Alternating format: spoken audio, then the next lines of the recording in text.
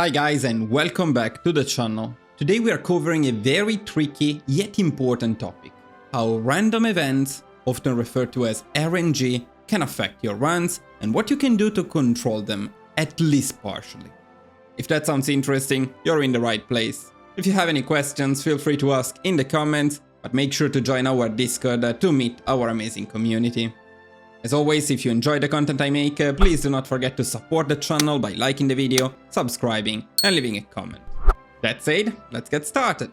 First of all though, let me give you a quick definition of RNG. RNG stands for Random Number Generator, and it refers to several highly variable elements we can find when playing a game. For example, these can influence the type of attack a boss goes for in a Souls-like game, or your king dying in battle in Crusader Kings, or where the AI decides to naval invade you or concentrate forces in HOI4. Sometimes we have very little control over these events and all we can do is prepare for the worst possible outcome. But there are times when we can actually directly control RNG and make it more favorable to our goals. So first of all, in HOI4, when you start a new run, you get to choose whether you want historical AI focuses to be on or off. With the historical focuses on, which is the default setting, in principle, AI-controlled countries will attempt to behave in a mostly historical way. This means that AI Germany will attempt to invade Poland in 1939 and trigger World War II, unless prevented. If you turn off the setting in non-historical runs, things can get quite chaotic. Germany, for example, can go into a civil war, get rid of good old Adolf, and even turn communist for complete chaos. Now this can be a lot of fun and I would recommend trying a non-historical run from time to time, but if our purpose is to control RNG, well then historical focuses are the obvious choice. Next, let's talk about save scumming. Now, by save scumming, we usually mean reloading a save file over and over again until we get the desired outcome. This can be done in many games. But does it really work in HOI4? The answer is mostly not. Don't get me wrong, reloading a save has its purposes. For example, I usually make a save before big peace conferences, important one, so that if I forget anything, I can redo the peace conference without having to restart a whole run just because I forgot one island. Right, Isle of Man? It's also always good to have a save file just before an important moment in a run, so if you mess up a naval invasion, if your divisions get encircled, if you make a mistake, you can reload the save and not restart the whole run. In other words, in HOI4 you can reload a save to fix your mistakes. What you cannot usually do is reload a save to change the outcome of an event. Let me show you a quick example.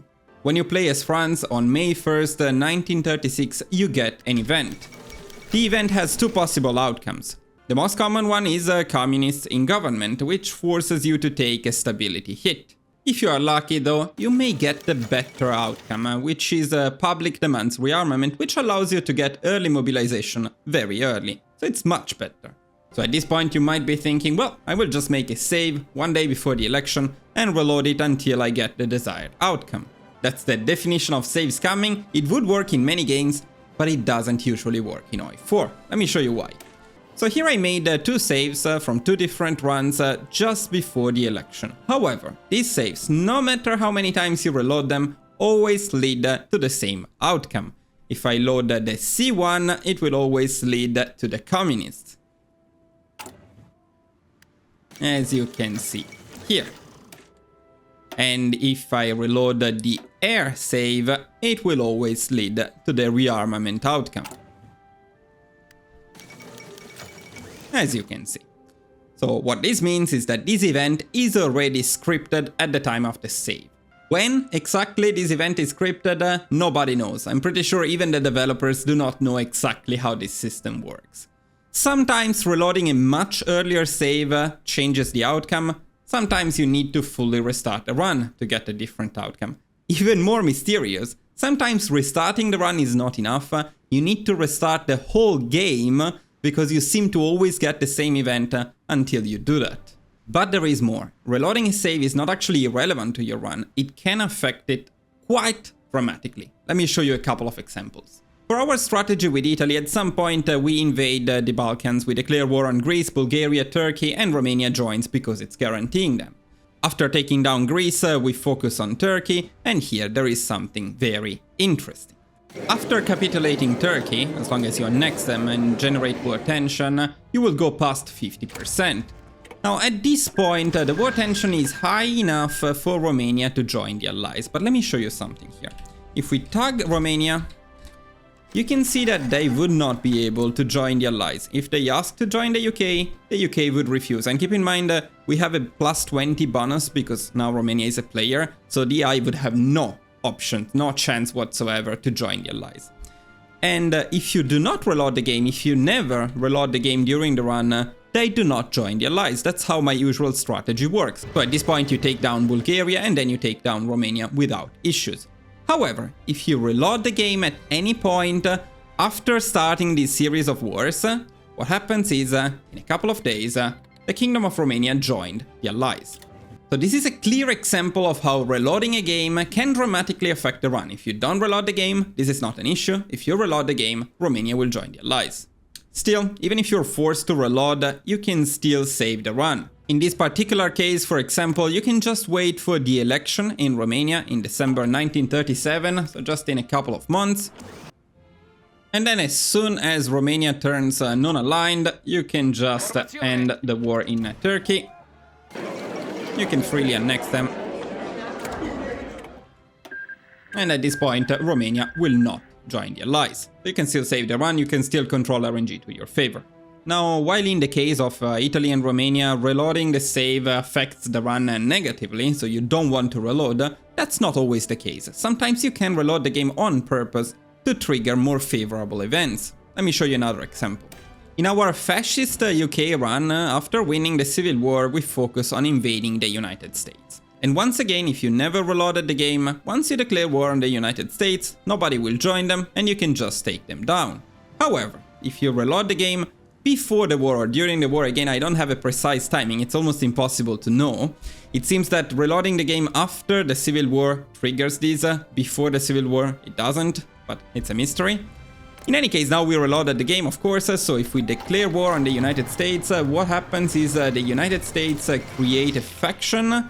The faction always has a different name, that's quite interesting, but they always create one, while if you don't reload, they don't create one, and especially France will soon join them. Again, France would not join them if you do not reload the game.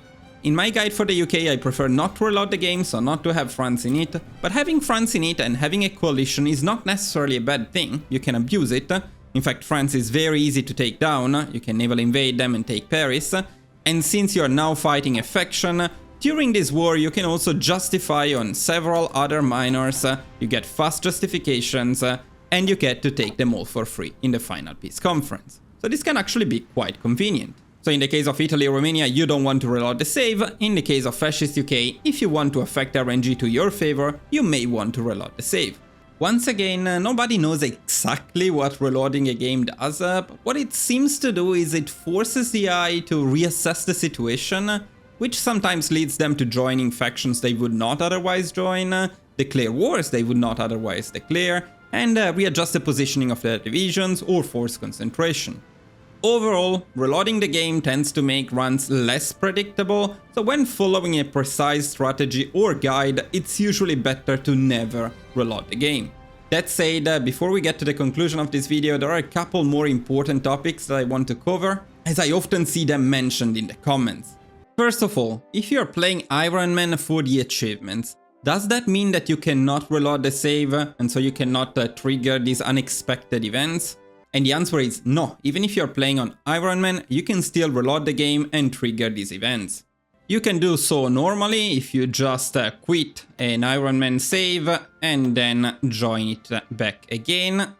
And this, despite being an Ironman save, counts exactly like reloading a save. But you can also do so in a more scummy way, which is something I would actually recommend when following very difficult or long strategies, so you don't have to do the whole run again. My Ottoman Empire run and guide is a perfect example of that, as it is a very long and challenging run. And when you finally get to invade the UK, you may want to have a save so that if things go wrong, you have a backup and you don't need to do everything again. I get many comments from you guys saying that you were playing Ironman so you could not redo the invasion of the UK and so on. And that's totally fair, that's actually how Ironman is supposed to be played, but since many runs are ended by bugs or by the AI cheating, I feel it's just right to cheat back. So how do you cheat on Ironman? How do you make saves on Ironman? It's actually fairly simple. So what you can do is you just quit the game as you normally would. This generates an Ironman save. And then you simply open your save files folder, which by default is in Documents, Paradox Interactive, Hearts of Iron 4, Save Games. And in here you can find all of your saves, including, as you can see, the Ironman one. At this point you can just make a copy, paste it somewhere else in a different backup folder, rename it, and then you just keep playing, and if you need to reload the save, you delete the original one and replace it with your backup one. In that way you can basically play on Ironman the same way you would play normally. It's a bit of a hassle to have to go to document save files every time, but if you're looking for a tough achievement and you don't want to restart the run every time, well, I would definitely recommend doing so. And that's all I had for you for this particular video. This topic, however, is a very interesting one, so if you think I missed anything, or if you have any additional ideas or strategies on how to control RNG in our runs, please do let me know in the comments. Other than that, guys, as always, if you enjoy the content I make, please do not forget to support the channel by liking the video, subscribing and leaving a comment. It all really helps the channel grow faster. Thank you all for watching, and I will see you guys very soon in the next video. Bye bye!